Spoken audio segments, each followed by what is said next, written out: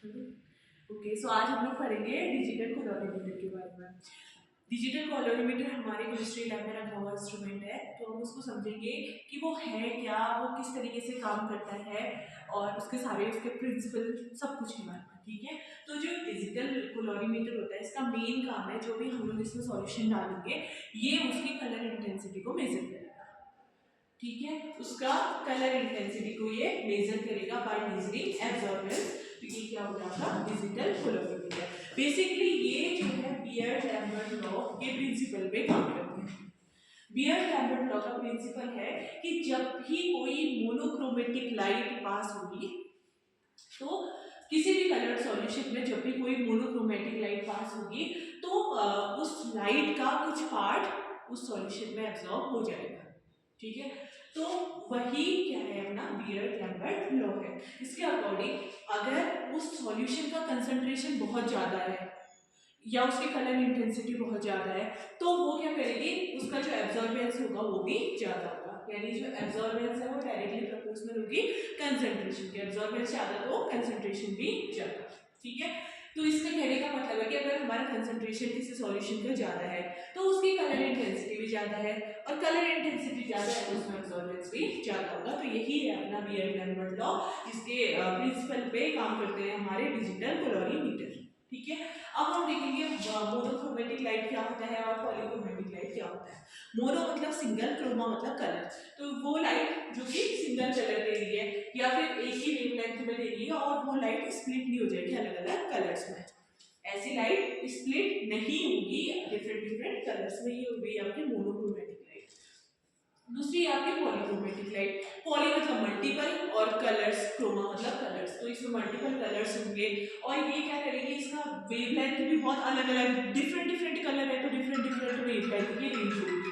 जैसे कि आपकी सनलाइट, सनलाइट से जो लाइट आती है उसकी जो वेवलेंथ होती है वो बहुत ज़्यादा होती है, मतलब अलग अलग होती है, कलर्स भी बहुत ज़्यादा निकलते हैं। जब हम उसको प्रिज्म से देखते हैं तो हम एक रेनबो टाइप का विग्योर देखते हैं अलग अलग कलर्स, तो वो आपका क्या है, पॉलीक्रोमेटिक। अब ये डायग्राम के थ्रू आप देख सकते हैं, ये है मोनोक्रोमेटिक लाइट और ये है polychromatic light. Different different light है, सबकी अलग अलग इंटेंसिटी है, सबकी अपनी अपनी वेवलेंथ है। अब नॉर्मली डिजिटल कैलोरीमीटर के अंदर क्या क्या होता है, जो नॉर्मली प्रिंसिपल है उसको हम एक डिटेल में देखेंगे। तो उसके अंदर कुछ तो लाइट सोर्स है, लाइट सोर्स है वो लैम्प हो सकता है कोई भी, और वो लैम्प क्या करेगा, पॉलीक्रोमेटिक लाइट को इमिट करेगा, पॉलीक्रोमेटिक लाइट छोड़ेगा जो कि व्हाइट लाइट है। ये लाइट फिर जाएगी हमारे फिल्टर में, और फिल्टर क्या करेगा, जो डिफरेंट डिफरेंट वेवलेंथ होती हैं, जो ऐसी वेवलेंथ जो हमें नहीं चाहिए उस वेवलेंथ को एब्जॉर्ब कर देगा और उसके उस पे जो है एक सिंगल वेवलेंथ को मल्टीपल वेवलेंथ वाली लाइट को एक सिंगल वेवलेंथ वाली लाइट में कन्वर्ट कर देगा। यानी बोले तो ये एक पॉलीक्रोमेटिक लाइट को मोनोक्रोमेटिक लाइट में बदल देगा।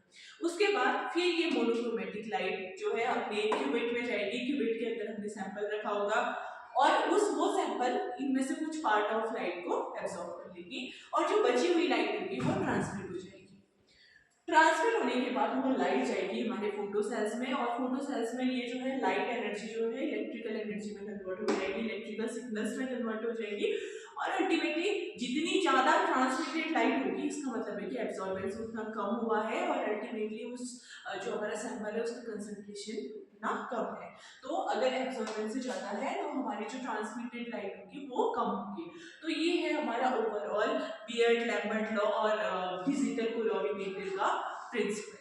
तो अभी हम देखेंगे कि हमारे पास जो मशीन है नॉर्मली, ये हमारे डिजिटल कैलोरीमीटर। तो इस तरीके से हम इसको ओपन कर देंगे। अब इसमें हमें अलग अलग क्यूबिट्स मिलते हैं। ये जो है ये है हमारे क्यूबिट्स जो कि क्वार्ट्ज के बने हुए हैं। ये क्यूबिट्स काफ़ी डेलिकेट होते हैं और इन्हीं क्यूबिट्स में हम लोग अपने सैंपल को प्लेस करते हैं।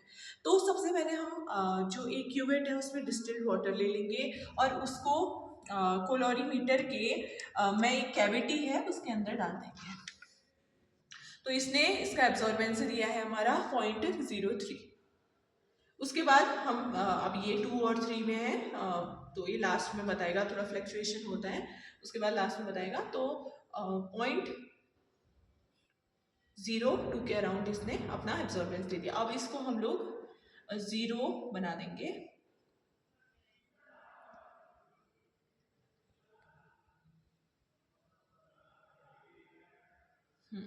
अब ये 0 में कन्वर्ट चला गया है, तो अब ये जो हमारी मशीन है ये कैलिब्रेट हो चुकी है। तो डिस्टिल्ड वाटर से हमने मशीन को कैलिब्रेट किया। इसके बाद हम लोग डिफरेंट डिफरेंट सैंपल्स बनाएंगे अलग अलग क्यूबिट्स में। हम क्रिस्टाइल वायलेट के कलर सैंपल बना सकते हैं, सैफ्रनीन के कलर सैंपल बना सकते हैं, उनकी कलर की इंटेंसिटी अलग अलग होगी। तो उसी के बाद हम लोग ऐसे ही करके, जैसे हमने डिस्टिल्ड वाटर देखा, इसी तरीके से कैविटी में अलग अलग क्यूबिट्स को डाल के उनका एब्जॉर्बेंस हम देख सकते हैं।